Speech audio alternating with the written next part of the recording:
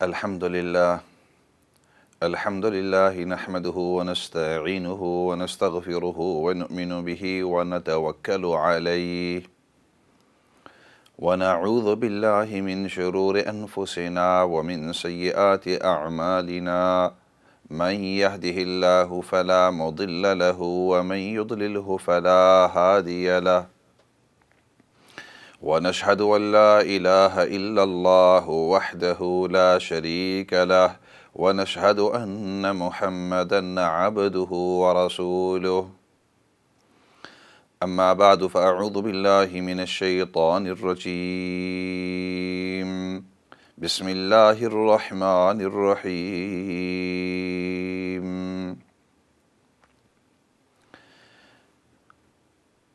لن تنالوا البر حتى تنفقوا مما تحبون وقال تبارك وتعالى في مقام آخر قل إن كنتم تحبون الله فاتبعوني يحببكم الله ويغفر لكم ذنوبكم واللہ غفور رحیم صدق اللہ العظیم۔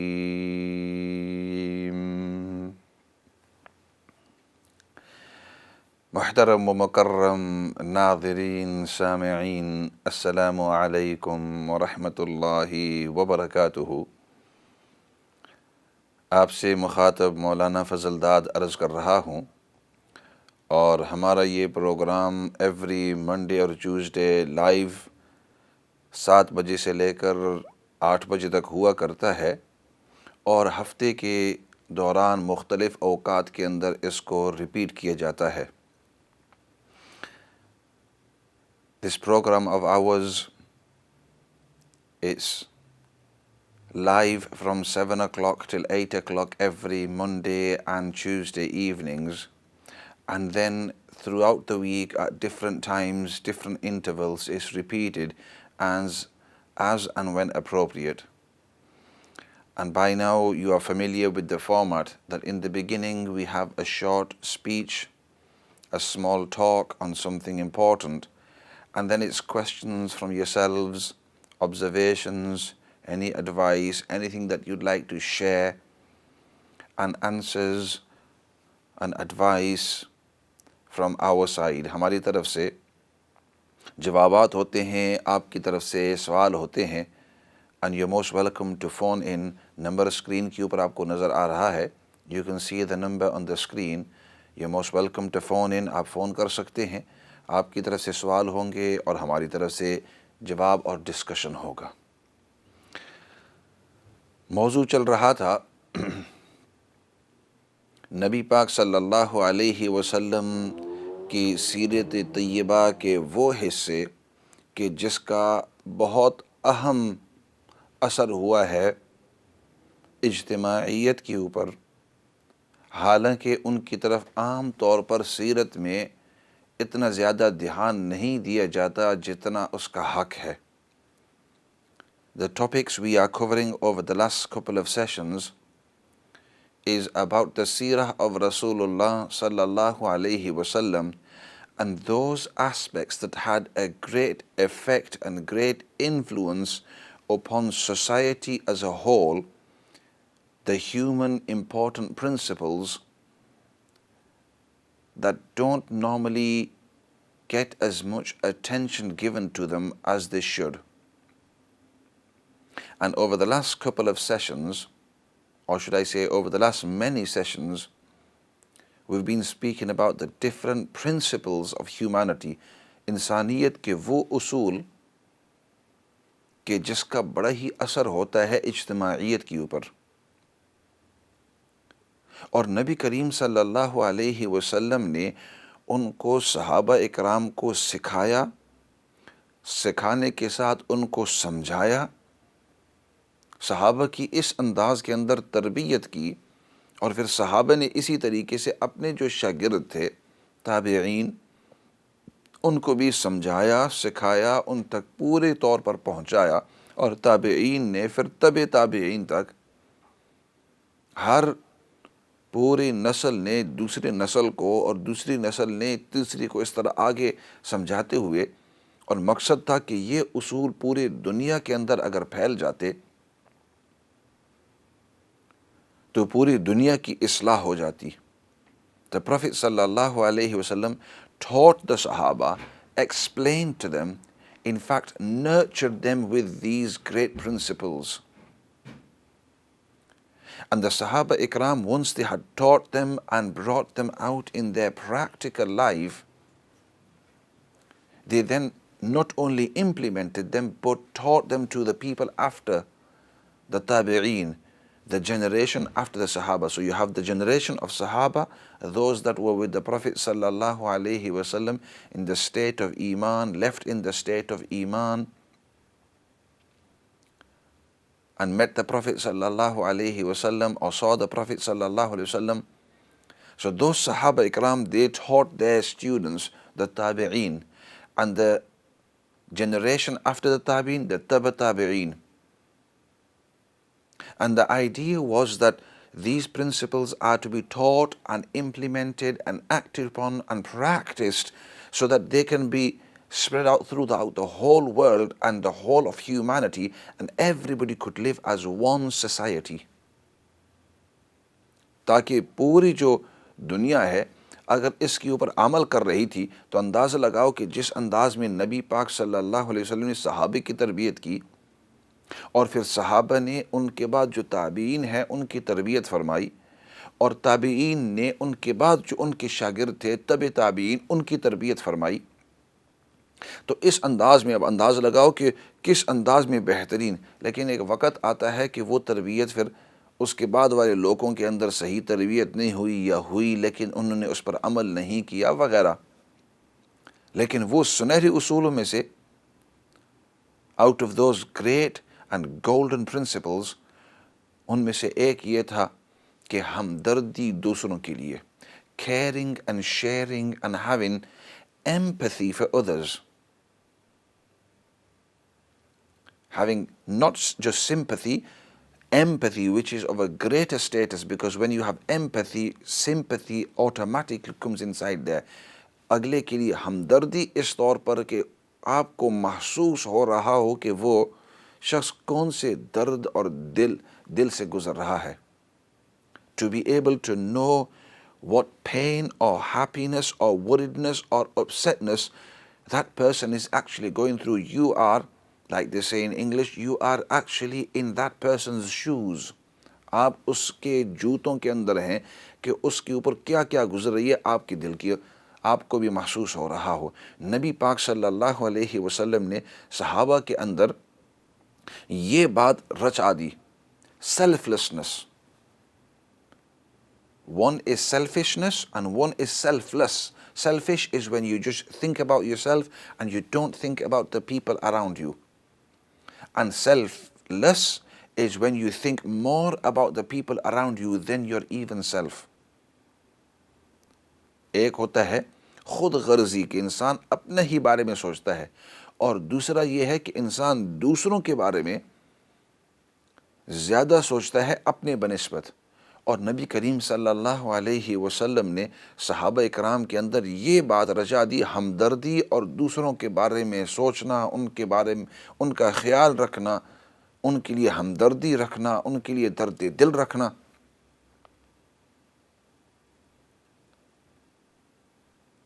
اور یہ دیکھنا کہ اگر میں اچھی طرح کھا رہا ہوں، پی رہا ہوں، اور میرے اچھی طرح کپڑے ہیں، میرا گھر ہے، تو وہ جن کو اللہ رب العزت نے اس طریقے سے نہیں دیا ہے ان کے لیے دل کے اندر خفا ہونا اور کوشش کرنا کہ میں ان کے لیے کچھ نہ کچھ کر سکوں.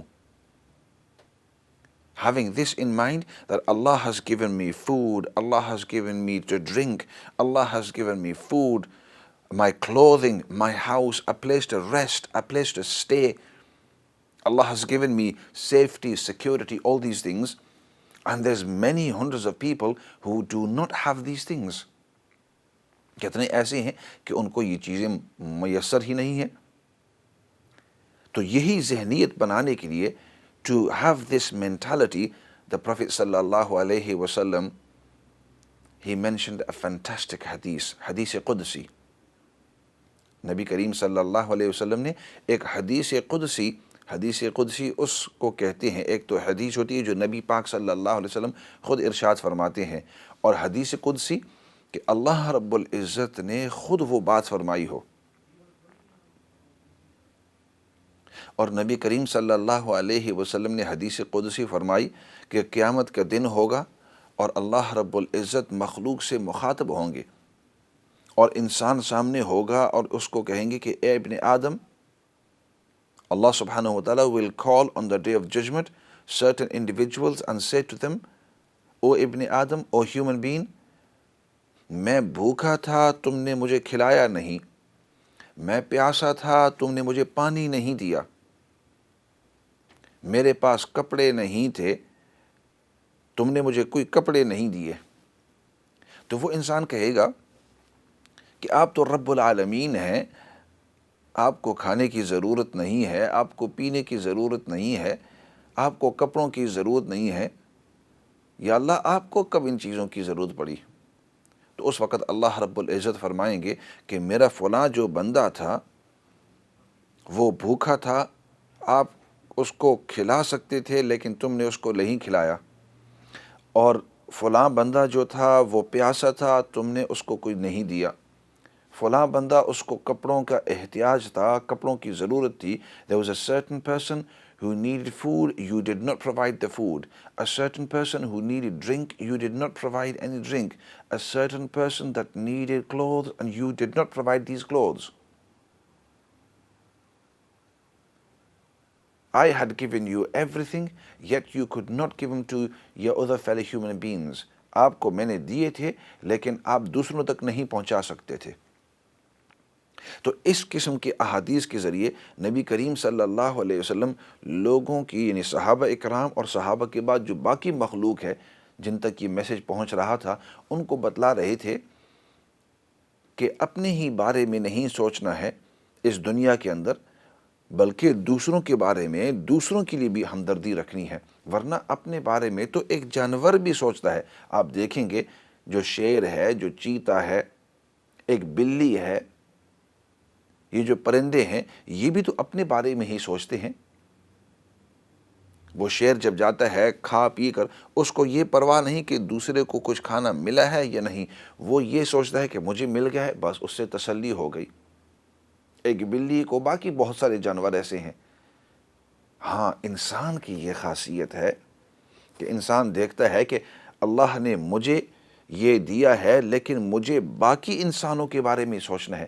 تو نبی کریم صلی اللہ علیہ وسلم نے آہستہ آہستہ صحابہ اکرام کی step by step, the Prophet صلی اللہ علیہ وسلم step by step began to nurture the صحابہ. اس سے پہلے، اسلام سے پہلے، بعض بہت ہی سخی لوگ تھے لیکن اکثر جو تھے ان کے اندر سیلفشنس، خود غرضی تھی کہ میرا پیٹ بھر جائے، میرے پاس پیسے آ جائیں، میرے گھر ہو جائیں، میرے لیے آرائش کا سامان ہو جائے. آج بھی اس طرح بہت سارے لوگ ہیں. Even now there are many hundreds of people who only think about themselves، کہ باقی کو چھوڑو. بعض لوگوں کی ذہنیت اس طرح ہے کہ باقیوں کو چھوڑو، میرا گھر آرام سے ہے، میرے پاس گاڑی ہے، میرے بچے اچھے کپڑے پہنتے ہیں، ان کی تعلیم اچھی ہے، میرے پاس اچھا کام ہے، تنخواہ اچھی آ رہی ہے، جب تک کہ میرے اپنے گھرانے اور میرے جو قریب والے ہیں وہ آرام کے ساتھ ہیں، I don't want to listen to other people. مجھے دوسروں کی سننی ہی نہیں ہے. حالانکہ اہم اصولوں میں سے نبی کریم صلی اللہ علیہ وسلم نے یہ بات سکھائی. اور اسی وجہ پھر آگے جب صحابہ کے اندر دیکھا کہ ایک دوسرے کی مین جو ضروریات ہیں، اہم ضروریات ہیں، جب دیکھا کہ اب ان کی ایک دوسرے کی وہ دیکھ بھال کر رہے ہیں. when the Prophet صلی اللہ علیہ وسلم noticed now the صحابہ اکرام they are looking after each other's basic needs، ایک دوسرے کے اہم ضروریات کا دیکھ بھال کر رہے ہیں. اس کے بعد the Prophet صلی اللہ علیہ وسلم took it one step further، اور زیادہ آگے ان کو قریب کرنے کی کوشش کی، اور پھر فرمایا، حدیث پاک کے اندر صحیح حدیث ہے، فرمایا کہ اگر تم اپنی یہاں کھانا پکا رہے ہو تو اس کھانے کے اندر سالن بنا رہے ہو تو پانی زیادہ ڈال دو تاکہ آپ اپنا سالن اپنے جو پڑوسی ہیں ان کے ساتھ آپ شیئر کر سکو.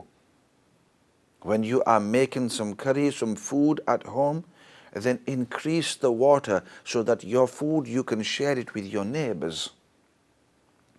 آپ کو کوئی تکلیف زیادہ نہیں ہوگی, سالن اتنے ہی بنے گا, وقت تھوڑا سا لگے گا زیادہ. سالن جو بنا رہے ہیں پانی تھوڑا سا ڈال دو, سالن بڑھ جائے گا, اور اپنے جو آپ کے پڑوسی ہیں, رشتہ دار ہیں, جو غریب ہیں, فقیر ہیں, ان کو بھی تھوڑا سا بھیج دو. ان کا بھی دن رات گزر جائے گا, ان سے بھی سختی ہٹ جائے گی. دیکھو نا, look how the Prophet صلی اللہ علیہ وسلم taught these small things. He was great leader. He had thousands of important strategic decisions to make. کتنے اہم فیصلے اور کتنی اہم چیزیں نبی پاک صلی اللہ علیہ وسلم کے ذہن مبارک پر تھی, لیکن چھوٹی چھوٹی ایسی چیزیں سکھائی تاکہ سوسائٹی کو اکٹھا کر سکے, مغناطیس کی طرح ان کو جوڑ سکے. So the Prophet صلی اللہ علیہ وسلم could gel the ummah together. اور فرمایا کہ آپ کے جو پڑوسی ہیں 40 گھر اس طرف 40 گھر اس طرف, جار القریب و جار البعید, جو قریبی پڑوسی ہے, قریب پڑوسی ہے, اور جو دور کا پڑوسی ہے. قرآن کریم نے اس کا ذکر کیا ہے. قریبی پڑوسی چند دروازے اس طرف, دور کا پڑوسی 40 دروازے اس طرف, قریب کا پڑوسی اس طرف کے جو دروازے ہیں 40 اس طرف. ایک دوسرے کا دیکھ بھال کرو. تو نبی کریم صلی اللہ علیہ وسلم نے ان کی اتنی تربیت کی, اتنا ان کے اندر رچایا کہ پھر صحابہ اکرام ہر موقع کے اوپر اگلے کو دیتے تھے اپنے کھانے سے پہلے, اپنے پہننے سے پہلے صحابہ اکرام دوسرے کو دے دیتے. کوئی ہدیہ آتا صحابہ اکرام ان کو دے دیتے. اسی وجہ سے ایک واقعہ آتا ہے, صحابہ اکرام فرمایا ان کی یہاں بھی اس طرح ہوتا کہ کوئی اچھا گوشت آ جاتا تو وہ یہ سوچتے کہ اچھا کھانا آیا ہے, ایسے کرتے ہیں کہ میرے فلاں جو پڑوسی ہیں ان تک یہ گوشت ہو سکے نہیں پہنچا ہوگا, وہ نہیں کھا سکتے, انہوں نے پتہ نہیں گوشت کتنے مہینوں سے نہیں کھایا ہوگا, غریب ہیں, فقیر ہیں. آپ کے بھی محلے کے اندر بعض ایسے لوگ ہوں گے, یا اپنے پاکستان, ہندوستان, بنگلہ دیش, باقی ملکوں کے اندر بھی اس طرح لوگ ہوتے ہیں کہ کئی مہینوں تک, بلکہ بعض ایسے ہوتے ہیں کہ جو عید الاضحیٰ ہے اس کے اوپر ان کو گوشت جو دیا جاتا ہے باقی سال وہ گوشت افورڈ کر ہی نہیں سکتے. کتنے ایسے غریب ہیں. تو اس صحابی کے یہاں کچھ گوشت آیا, بلکہ اس صحابی نے پہلے اپنے یہاں ایک جانور ذبح کیا, بکری ذبح کی. اور عربوں کی یہاں یہ ہوتا تھا کہ جو سر کا گوشت ہے, سر کا گوشت, the head of the goat, that was the delicious and that was the meat that they really liked. It was a custom amongst them. ہر علاقے کا اپنا اپنا دستور ہوتا ہے. ہماری یہاں بعض لوگوں کا پاکستان کے اندر دستور ہے کہ وہ پائے کھاتے ہیں, ان کو پائے بڑے پسند ہیں.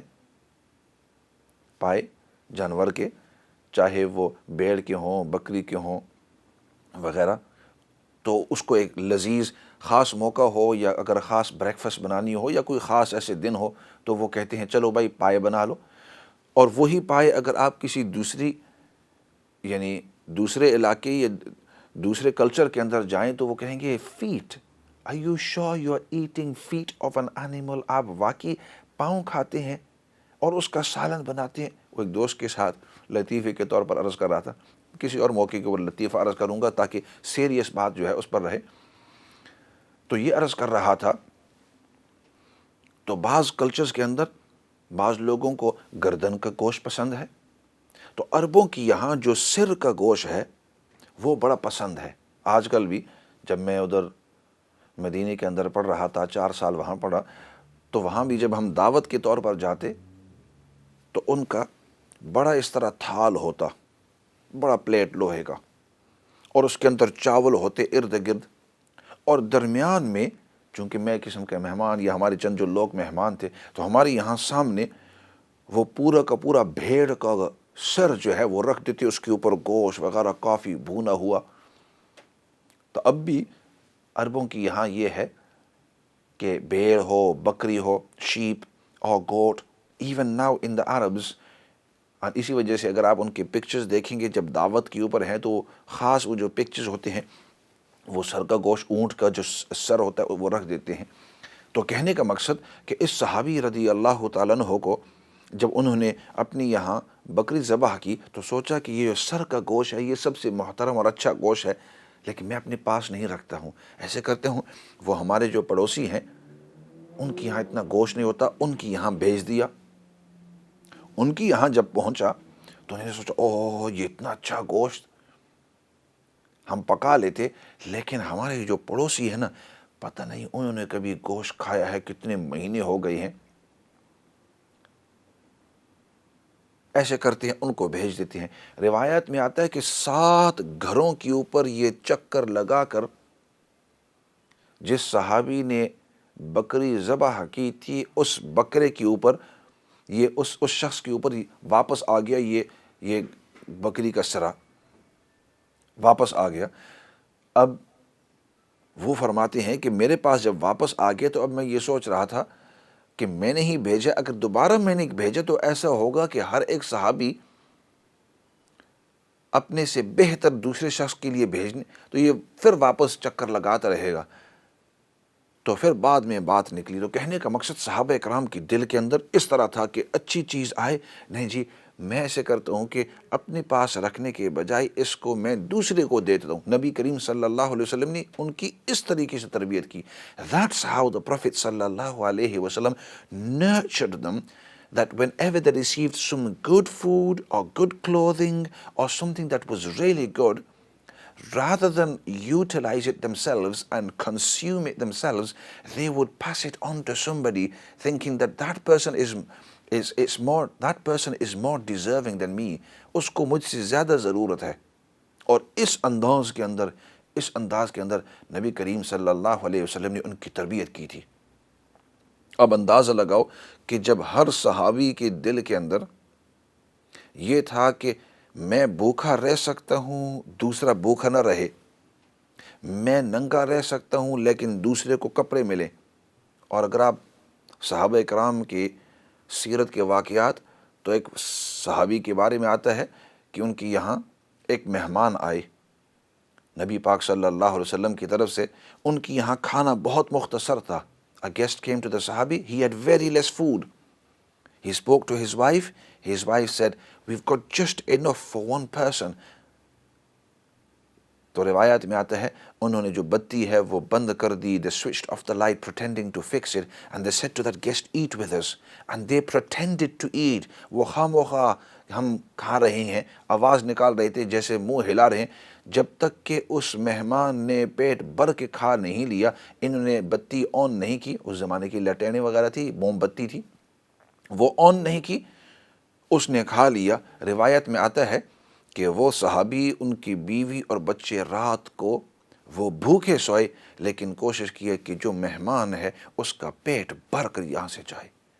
یہ اصول، یہ اہم صفات نبی کریم صلی اللہ علیہ وسلم نے صحابہ اکرام کے اندر رچائی تھی، ان کی تربیت کی تھی۔ ایسے کرتے ہیں بریک کی طرف جاتے ہیں، بریک کے بعد آپ کی کالز پھر لیں گے۔ کافی لوگ کالز کے اوپر تھے لیکن اہم موضوع تھا تو سوچا کہ اس کے اوپر چلتے رہتے ہیں۔ ایسے کرتے ہیں بریک کی طرف جاتے ہیں، اور انشاءاللہ بریک کے بعد واپس آ کر آپ کی کالز بھی لیں گے اور اس موضوع کے اوپر بھی بات کریں گے۔ فی الحال بریک کی طرف۔